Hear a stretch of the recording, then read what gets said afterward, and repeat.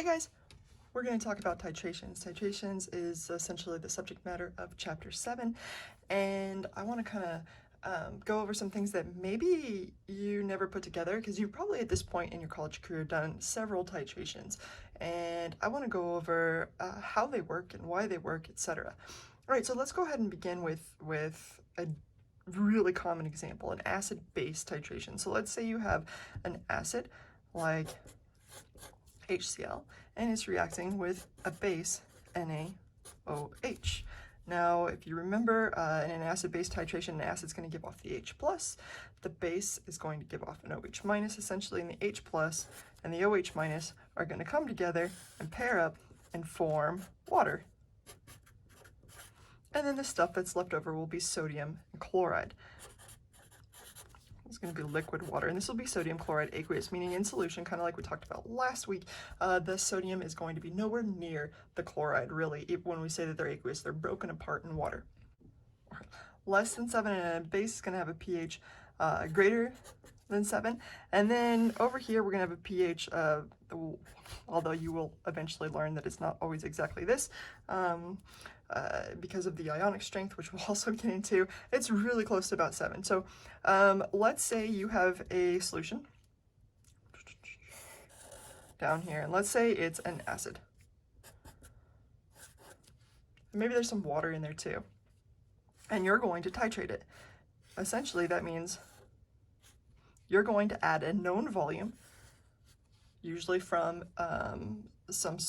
usually from a burette. You're going to add a known volume of another thing that's going to react with it. This is going to be our NaOH. Now remember, this is a pH that's greater than 7. Let's say it's like 11 or so, and this is going to be a pH that's less than 7, depending on the concentration. This is probably about 1 or so. And then you start pouring this stuff into here. Now you'd also generally have an idea of the volume down here as well. So the way I'm going to look at this now is, instead of the sodium and chloride, let's not pay attention to the sodium or the chloride. Let's make it what it is. That's acid's giving off the H+, and the sodium's giving off the OH-. The sodium hydroxide is giving off the OH-. And as you start dumping this into here, what happens is this has tons. This is what I like to think about when I think about moles. This has tons of H+, and this has tons of OH-, and essentially with every single drop you're dropping some OH- into the H+, and that OH- is pairing up with the H+ as it comes down, and the OH- is like, dude, what up, buddy, as you drop it in. And this one's like, hey, how's it going? And this one's like, yo, let's make some water. And they all make all these kinds of water. So stuff from here pairs with stuff from there. It's a 1-to-1, and they all make all this water, and eventually you have paired up every single OH- with an H+, and when you have done that, the second you have done that, it's going to be pH 7, because you no longer have any extra OH-, you no longer have any extra OH-, you no longer have any extra H+. It's all been used up, and you get a pH of about 7, and it's going to be neutral. All right, so that would be called, when you have stoichiometrically equal moles of this and this. For example, if this had a 2, we'd have, for every 1, you have 2 of those. That would be stoichiometrically equivalent. As long as you're stoichiometrically equivalent, we're going to be pH 7. And that's called the equivalence point.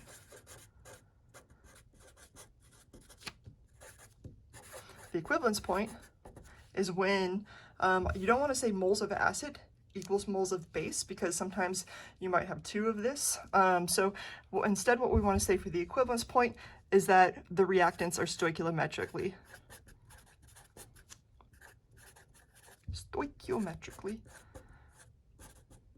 that's a fun one, trichally equivalent.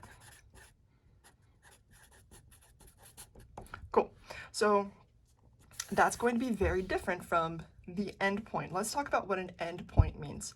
So again, this is pH of less than 7. So if you had like a pH indicator in here, or yeah, well, let's just say a pH indicator like phenolphthalein. That's another fun one, so I'm just going to go ahead and spell it. Phenolphthalein. Who did that? I used to know how to spell it. I don't anymore. That's not how you spell it, by the way.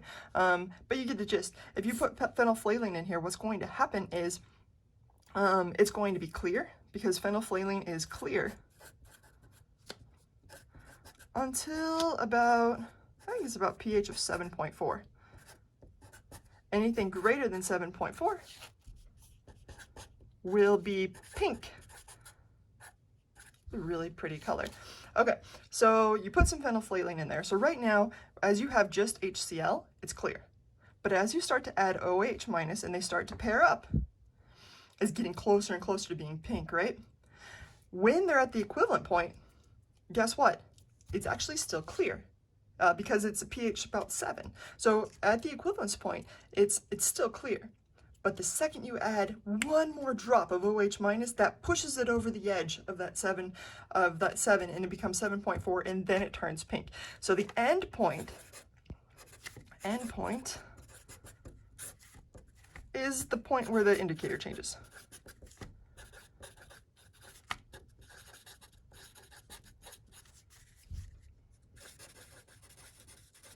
So that's the concentration or the pH or whatever you're using to indicate how the titration is moving. The concentration is the point where the indicator is going to change. So there is a difference between those two, so make sure you understand that difference.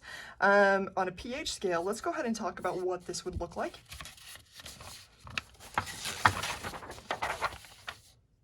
So I asked a question on my final exam last semester, and I was really surprised with how few people got it. So I'm gonna go over it right now because I'll probably throw it on there again. Hint, hint.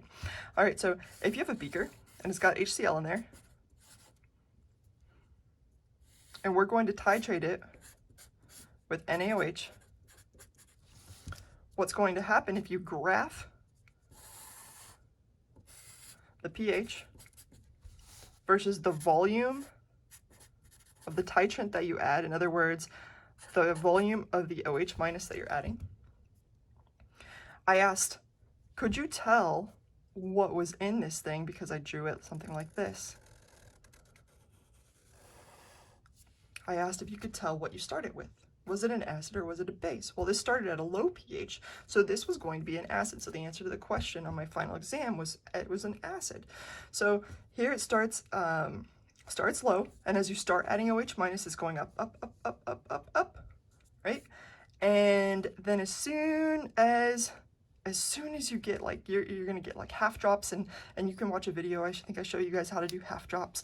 You add just small amounts of OH minus, and what's going to happen is all of a sudden it's going to go straight up. And the point between the slope of this line and the slope of this line, that's halfway between, right here, between here and here, that's your equivalence point. That doesn't mean that's your endpoint. Your endpoint is probably going to be somewhere between these, because that's going to be really, really near your equivalence point. And you want it to be really, really near your equivalence point, because that will help indicate where your equivalence point is a little bit better. So in this situation, we actually slightly overestimate, because the equivalence point is a little bit bigger. We slightly overestimate the amount of OH minus that we add. And that's just always going to happen. You're always going to have that error unless you have a perfect indicator. So yeah, hopefully that helps give you an introduction to titrations, and I'll continue more in a little bit. Okay, so here we have a question similar to your homework. And essentially we have thiosulfate reacting with this triiodide ion to form products over here. We're given an amount of this, which is sodium thiosulfate, but remember that it's going to be aqueous. We got sodium. Sodium's always soluble, so essentially we got the S2O3 2 negative once we take off these two sodiums. And we're going to titrate it with a sample of this triiodide. So let's talk about what it means in a picture, and then let's solve the problem and see if it makes sense. Okay, so we're titrating this sample of triiodide. So we got I3 negative in here, a whole bunch of I3 negative. This has 0.0250 liters. That's the 25 milliliters. And in this one, we've got that S2O3 2 negative. All right, so you got a whole bunch of dots. And remember, for every 2 of these, takes 2 of those, we're going to make pair up with one of those. So again, 2 of these, pair up with one of those to make our products over here. Once all of these have been paired up with 2 times of those, then the reaction stops, and that's where we get these numbers. So essentially we ended up using 0.0288 liters of a 0.470 mole per liter solution. So if we had a liter of this, it would have had 0.470 moles of this S2O3, 2 negative. All right, so let's go ahead and move on to how I would solve this. The very first thing I like to do is throw everything I can into moles. If I have grams, I put it into moles. In fact, I'll write it out just in case. So anytime I have grams, I turn that into moles. You do that by dividing by the molar mass.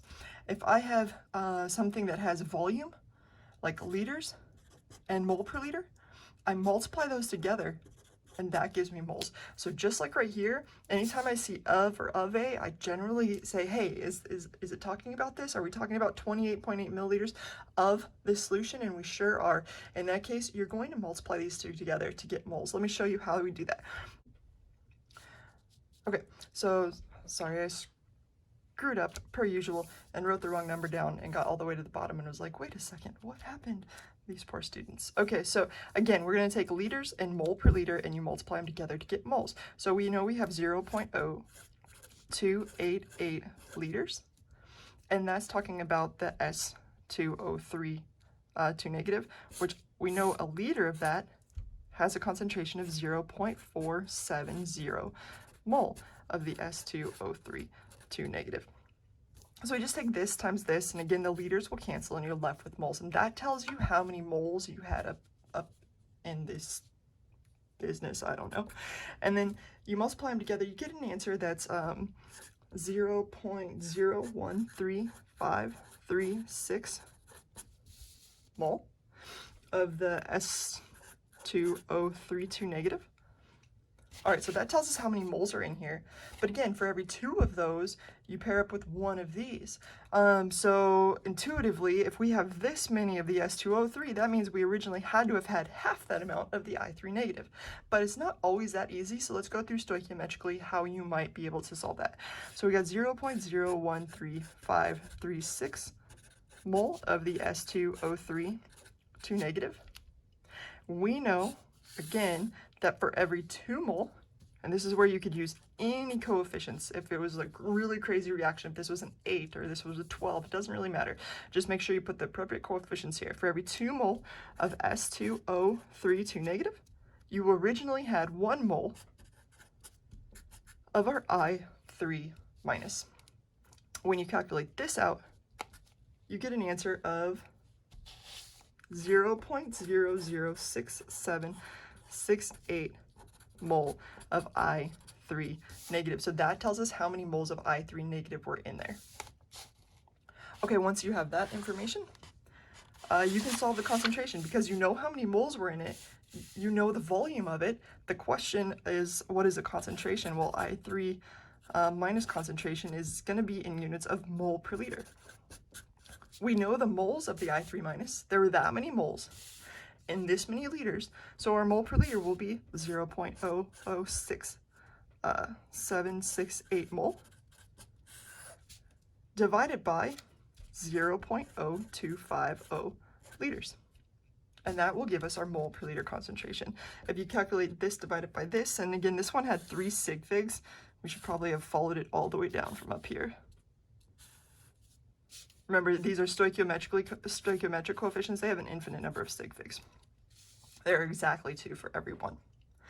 So we got something with 3 sig figs divided by something with 3 sig figs. Again, you use all the numbers all the way through, and you get an answer of 0.271 mole per liter, and that would be your answer. So if this problem was a little bit tricky, this is one of the main things that you absolutely have to have down in analytical chemistry. So I suggest going over and doing it again and again and again and making sure you really, really understand why you did it. Yeah, hope that helps.